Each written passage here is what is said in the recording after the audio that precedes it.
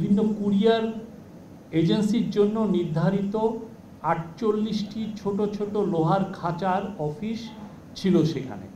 Courier শেডের ভিতরে office এলাকায় ফায়ার অ্যালার্ম, স্মোক ডিটেক্টর ও স্প্রিংকলার ছিল না। আপনি জানেন স্প্রিংকলার দিয়ে পানি দেওয়া হয়। কোনো অগ্নি নির্বাপক হাইড্রেন্ট ছিল না। কোনো ধরনের নিয়মের তোয়াক্কা ও সতর্কতা ছাড়াই পলিথিনে মোড়ানো কাপড়ের রোল, রাসায়নিক পদার্থ, সংকুচিত বোতলের পারফিউম এবং বডি স্প্রে, ইলেকট্রনিক জিনিসপত্র, ব্যাটারি, ওষুধজাত পণ্যের কাঁচামালের মতো অত্যন্ত দাহ্য এবং অন্যান্য দাহ্য পদার্থ এলোপাতারিভাবে সেখানে স্তূপকৃত করে রাখা হয়েছিল। আচ্ছা, আগুনটা লাগে হচ্ছে 2:09 এবং প্রথম এইটা দৃশ্যমান হয় স্মোক হচ্ছে 2:15 এবং এটা 14:15 আর কি। এখানে প্রথম একজন আনসার কর্মী এইটা প্রথম এটা ডিটেক্ট করেন। তো এটার বাইরে থেকে সর্বপ্রথম দৃশ্যমান ধোঁয়া দেখা যায় হচ্ছে 14:15 মানে 2:15-তে। সর্বপ্রথম প্রত্যক্ষদর্শী একজন আনসার কর্মী। আর সিভিল এভিয়েশন কর্তৃপক্ষের সর্বপ্রথম অগ্নি নির্বাপক গাড়ির আগমন ঘটে হচ্ছে 2:22-এ। 7 মিনিটের মধ্যে আসছে। হ্যাঁ, বেবি চক মানে আপনি জানেন সিভিল এভিয়েশন অথরিটির দ্বিতীয় অগ্নি নির্বাপক গাড়ির আগমন ঘটে হচ্ছে 2:25-এ। আর উত্তরা ফায়ার ব্রিগেডের সর্বপ্রথম অগ্নি নির্বাপক গাড়ির আগমন এর সময় হচ্ছে 2:50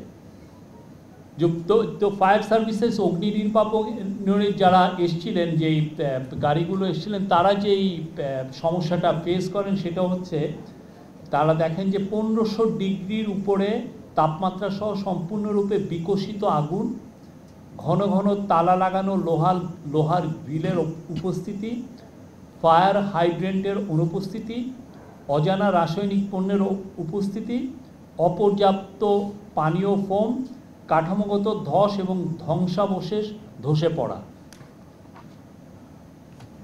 তো এই তাদের যে ফাইন্ডিংস অনুযায়ী তারা যারা এই পুরো বিষয়টা যারা কাজ করেছেন নিবিড়ভাবে, তারা হচ্ছেন যে ফায়ার সার্ভিস, সিআইডির forensic department, arm forces division, তদন্ত কমিটির অগ্নি নির্বাপন বিশেষজ্ঞগণ, এনএসআই, বিস্ফোরক বিভাগ, ডেস্কো, সিটিটিসি, বুয়েট, আফাত, এটা হলো তুরস্কের অগ্নি নির্বাপক সংস্থা,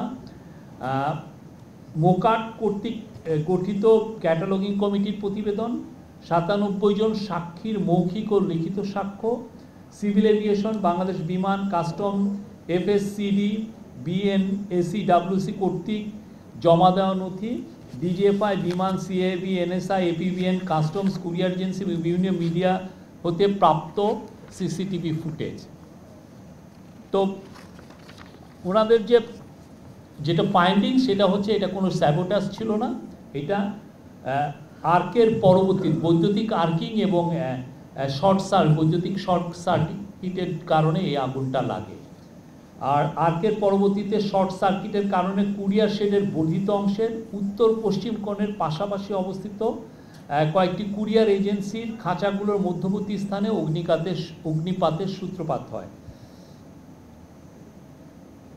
তুরস্ক হতে আগত বিশেষজ্ঞ দল, বুয়েট বিশেষজ্ঞ, অগ্নি নির্বাপক বিশেষজ্ঞ এবং সিআইডি ফরেন্সিকের প্রতিবেদনে উল্লেখিত অগ্নিকাণ্ডের কারণ নিশ্চিত করা হয়েছে।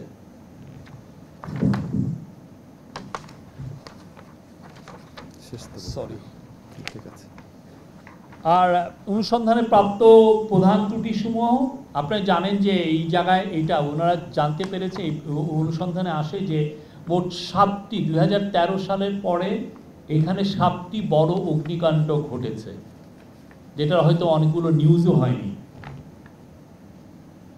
একটা হচ্ছে যে, এবং এখানে ফাইন্ডিংস ছিল যে এইটার প্রতিরোধ এবং নির্বাপনে সিভিল এভিয়েশন অথরিটি তেমন কোনো প্রাতিষ্ঠানিক সক্ষমতা ছিল না। আর এছাড়া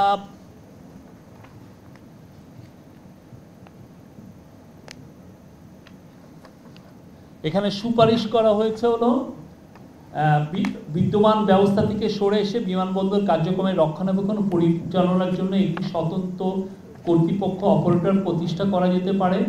বেবিচক মানে সিভিল এভিয়েশন অথরিটি শুধুমাত্র নিয়ন্ত্রণকারী রেগুলেটর হিসেবে দায়িত্ব পালন করতে পারে। সবচেয়ে গুরুত্বপূর্ণ কেপিআই কি পয়েন্ট ইনস্টিটিউশনের সুরক্ষা নিশ্চিত করার জন্য সিএএবি কর্তৃক ICAO এবং বিএনবিসির বাস্তবায়ন নিশ্চিতকরণ। বিমান বাংলাদেশ এয়ারলাইন্সের কার্যক্রম শুধুমাত্র ফ্লাইট পরিচালনার মধ্যে সীমাবদ্ধকরণ এবং সিএএবি নিযুক্ত একজন দক্ষ অপারেটরের উপর গ্রাউন্ড হ্যান্ডলিং ও অন্যান্য কার্যক্রমের দায়িত্বভার অর্পণ।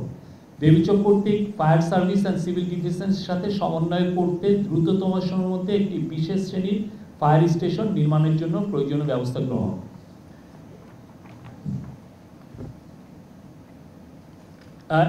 স্থানীয় এবং আন্তর্জাতিক নিয়ম অনুসরণ করে বিপজ্জনক পণ্য এবং রাসায়নিক গুদাম উন্নত স্থানান্তর করার জন্য এরা বলেছেন। বিএনবিসি অনুসরণ করে উপযুক্ত স্থানে নিলামযোগ্য পণ্যের জন্য পৃথক কাস্টমস গুদাম স্থাপন। অ্যাপ্রন এলাকায় কোনো প্রকার মালামাল মজুদ নিষিদ্ধ করতেও তারা বলেছেন। এই ছিল মোটামুটি এটার ফাইন্ডিংস। Thank you.